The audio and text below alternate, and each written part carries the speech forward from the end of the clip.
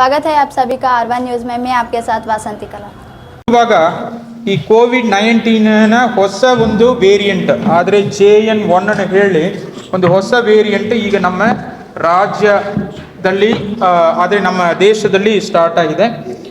ನಮ್ಮ ರಾಜ್ಯದಲ್ಲಿ ಅಷ್ಟೊಂದು ಇದ್ರ ಬಗ್ಗೆ ಭಯಪಡುವ ಅಷ್ಟು ಒಂದು ಪರಿಸ್ಥಿತಿ ಇಲ್ಲ. ಆದರೆ ಪಕ್ಕದ ರಾಜ್ಯಗಳಾಗಿರುವ ಕೇರಳ ಮತ್ತು ಸ್ವಲ್ಪ ತಮಿಳುನಾಡಲ್ಲಿ ಈ ಒಂದು ಸಮಸ್ಯೆ ಈಗಾಗಲೇ ಕಂಡು ಬರುವುದರಿಂದ ನಮ್ಮ ರಾಜ್ಯದಲ್ಲಿ ಕೂಡ ಇದ್ರ ಬಗ್ಗೆ ಬಹಳಷ್ಟು ಮುನ್ನೆಚ್ಚರಿಕೆ ಕ್ರಮಗಳು ಕೈಗೊಳ್ಳಲಿಕ್ಕೆ ಕರ್ನಾಟಕ ಸರ್ಕಾರದ ಆರೋಗ್ಯ ಮತ್ತು ಕುಟುಂಬ ಕಲ್ಯಾಣ ಇಲಾಖೆಯಿಂದ ನಮಗೆ ಕೆಲವೊಂದು ಸುತ್ತೋಲೆಗಳು, ಕೆಲವೊಂದು ಗೈಡ್ಲೈನ್ಸ್ ಬಂದಿದೆ. ಆದರೆ ಈ ಒಂದು ಕೋವಿಡ್-19 ವೇರಿಯಂಟ್ ಆಗಿರುವ JN1 ಇದು ಒಮಿಕ್ರಾನ್ ನಾವು ಏನು ಹೇಳಿದೀವೋ ಹಿಂದೆ ಮೂರನೇ ಅಲೆಯಲ್ಲಿ ಏನು ಬಂದಿತ್ತು ಕೋವಿಡ್ ವೇರಿಯಂಟ್, ಅದನ್ನ ಸಬ್ ವೇರಿಯಂಟ್, ಅದನ್ನ ಒಂದು ಸಬ್ ವೇರಿಯಂಟ್, ಅದರಲ್ಲಿ ಇರುವ ಒಂದು ಒಳ ವೇರಿಯಂಟ್ ನಾವು ಹೇಳಬಹುದು. ಇದನ್ನ ಒಂದು ಸಿಂಪ್ಟಮ್ಸ್ ಆದರೆ ಆಲ್ಮೋಸ್ಟ್ ಸೇಮ್ ಇರುತ್ತದೆ.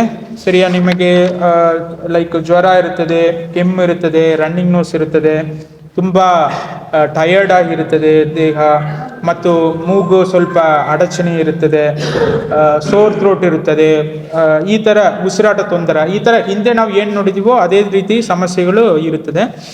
ಆದರೆ ನಮ್ಮ ಆರೋಗ್ಯ ಮತ್ತು ಕುಟುಂಬ ಕಲ್ಯಾಣ ಇಲಾಖೆಯಿಂದ ನಮಗೆ ನೀಡಿರುವ ಮಾಹಿತಿ ಪ್ರಕಾರ ಕರ್ನಾಟಕದಲ್ಲಿ ಆಕ್ಟಿವ್ ಕೇಸಸ್ ಇವತ್ತು ನೋಡಿದರೆ 70 ಇದೆ. ಸರಿ, ಇದೇ ಕೇರಳ ಎಲ್ಲ ನೋಡಿದರೆ ಅರೌಂಡ್ 2,000 ಅಷ್ಟು ಇದೆ. ಆದ್ದರಿಂದ ನಾವು ಜಾಸ್ತಿ ಗಾಬರಿ ಪಡುವ ಅವಶ್ಯಕತೆ ಇಲ್ಲ. ಆದರೂ ನಮಗೆ ಸರ್ಕಾರದಿಂದ ನೀಡಿರುವ ಮುನ್ನೆಚ್ಚರಿಕೆ ಕ್ರಮಗಳಲ್ಲಿ ಏನೇನು ಹೇಳ್ತಾರಾದರೆ,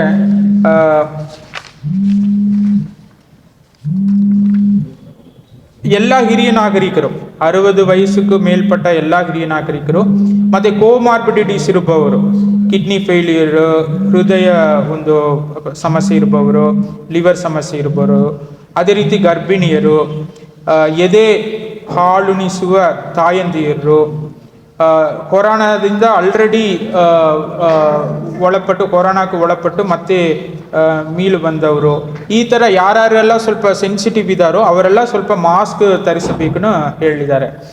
ಅದೇ ರೀತಿ ಜ್ವರ, ಕೆಮ್ಮು, ನೆಗಡಿ ಇತ್ಯಾದಿ ವಿಚಾರಗಳು, ಲಕ್ಷಣಗಳು ಇರುವವರು ಇಮಿಡಿಯೇಟ್ಲಿ ವೈದ್ಯಕೀಯ ಸಲಹೆಯನ್ನು ಪಡೆಯಬೇಕು.